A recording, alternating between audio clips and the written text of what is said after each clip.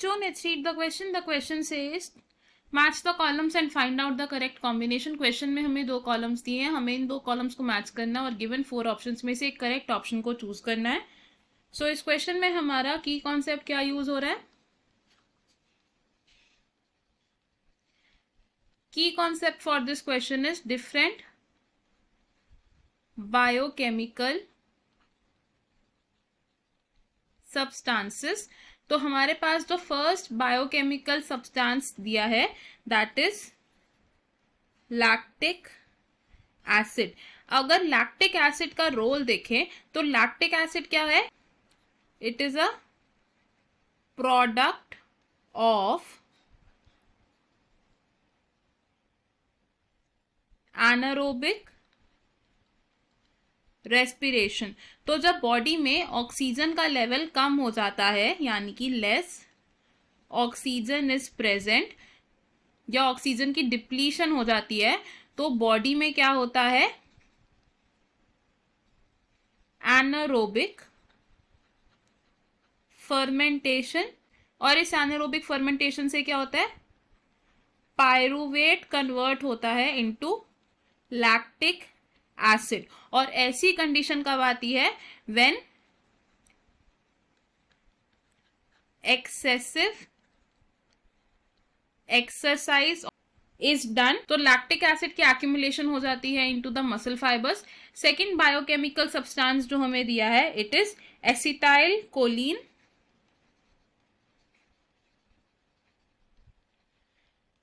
अब जब मसल की कॉन्ट्रैक्शन होती है, व्हेन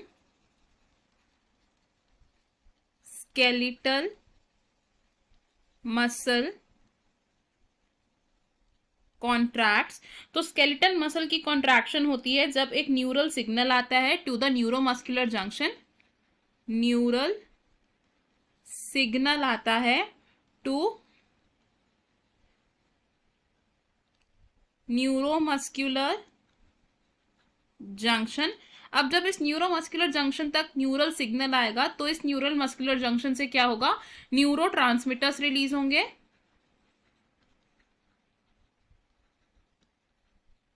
और न्यूरोट्रांसमीटर सब्सटेंसेस कौन से हैं? These are acetyl choline. और एसिटाइल कोलिन की एक्यूमुलेशन होती है इन द सार्कोलेमा, जिसकी वजह से मसल कॉन्ट्रैक्शन इनिशिएट होती है. नेक्स्ट बायोकेमिकल सब्सटेंस हमारे पास जो है दैट इज मायोग्लोबिन.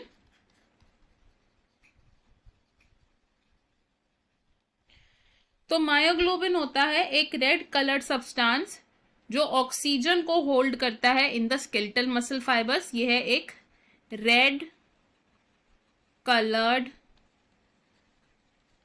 सब्सटेंस. और ये रेड कलर्ड सब्सटेंस क्या करता है? It holds oxygen in muscles. अब जिन मसल फाइबर्स में high amount of myoglobin present होता है उन मसल फाइबर्स को हम कहते हैं रेड फाइबर्स या फिर aerobic muscles. Fourth biochemical substances creatine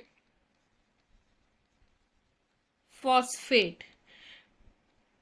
तो ये होता है एक energy storing molecule in the muscle fibres. It is energy storing molecule in the muscle fibres. और क्रिएटिन फॉस्फेट को हम बोल सकते हैं एक रेजर्वॉयर ऑफ फॉस्फेट. और क्रिएटिन फॉस्फेट क्या करता है? ये डोनेट करता है एटीपी को, जिसे स्टोर किया होता है इन आई बैंड. हमारे पास अब जो 2 कॉलम्स दिए थे, अगर हम इन 2 कॉलम्स को मैच करेंगे तो हम क्या कर सकते हैं? लैक्टिक एसिड क्या है? एक प्रोडक्ट ऑफ एनारोबिक रेस्पिरेशन है. एसिटाइल कोलिन क्या है? It is a neurotransmitter substance. Myoglobin है एक respiratory pigment. And creatine phosphate क्या है? It is high energy compound. According to this हमारे करेक्ट मैचेस क्या बन रहे हैं? A with third of column 2, B with fourth of column 2, C with first of column 2 and D with second of column 2. तो हमारा correct answer क्या होगा? The correct answer in this question is option B.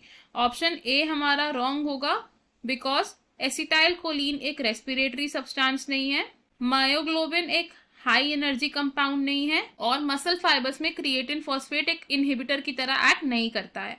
Option C भी wrong होगा because creatine phosphate muscle fibres में एक inhibitor substance की तरह एक्ट नहीं करता। ऑप्शन डी भी रॉन्ग होगा बिकॉज लैक्टिक एसिड को हम रेस्पिरेटरी पिगमेंट कंसिडर नहीं कर सकते in the muscle fibres. Acetyl choline एक हाई एनर्जी कंपाउंड नहीं है, ये एक न्यूरोट्रांसमीटर है। मायोग्लोबिन न्यूरोट्रांसमीटर नहीं है, and creatine phosphate inhibitor substance की तरह एक्ट नहीं करता इन द मसल फाइबर्स। तो इन दिस क्वेश्चन हमारा करेक्ट और फाइनल आंसर है option B. I hope you understood it. All the best. Thank you.